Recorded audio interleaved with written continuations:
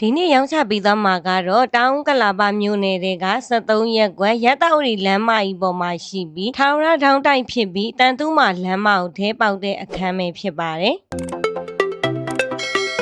ရန်နာစပေးမှာဆိုရင်ကြွေပြားတွေခင်းမိထားပြီးမိန်းဝင်ပေါင်းကားနှစ်ထပ်ပါဝင်မယ်တန်ပန်းဆန်းရှိတ်ပတ်လေတက်ဆင်ပေးထားပြီးအရှိမျက်နှာစာဖြူကိုကောင်းကောင်းမြင်ရမယ်အိတ်ခမ်းမှာပါကင်းအပြည့်ခင်းမိထားပြီး living room area space မှာဆိုရင်ခန်းနာတင့်တယ်လှပမယ် TV console partition box မာဘယ်ဝူတွေနဲ့ဘောင်ခန့်အလှဆင်ပေးထားပြီးကိုပိုင်မီတာကိုပိုင်မော်တာများပါဝင်ပြီး breaker များတက်ဆင်ပေးထားပဲဖြစ်ပါတယ်ရှင်အလင်းရောင်ကောင်းကောင်းရမယ်ဗရင်ပေါက်တွေပါဝင်မယ်စီလင်မှာအလှချက်တည်နဲ့မျက်နှာပန်းကိုပေါ်လွင်အောင်အခန်းအပြည့်မီးဆိုင်လှလှလေးတွေအသုံးပြုပေးထားပြီးတော့လှပတဲ့တိုင်ကတ်နာရီပါဝင်မှာပဲဖြစ်ပါတယ်ရှင်အခန်းနှခန်းဖွဲ့ပေးထားပြီးအခန်းတိုင်းမှာမိုင်းစတီတော့ကိုတက်ဆင်ပေးထားမယ်ဘေးဘက်မှာတိုက်အမြင့်မရှိရဲ့အတွက်အိတ်ဆက်အနားယူတဲ့အခါတက်တောင့်တက်တာဖြစ်စီမှာအမှန်ပါပဲရှင်အခန်းရဲ့ပေချေက18ပေ54ပေကျဝန်းပြီးတော့အခန်းရဲ့အလွှာအနေနဲ့က6လွှာဖြစ်တဲ့အခန်းရဲ့အမြင့်က9ပေရှိပါတယ်အယောင်စင်းနှုန်းအနေနဲ့က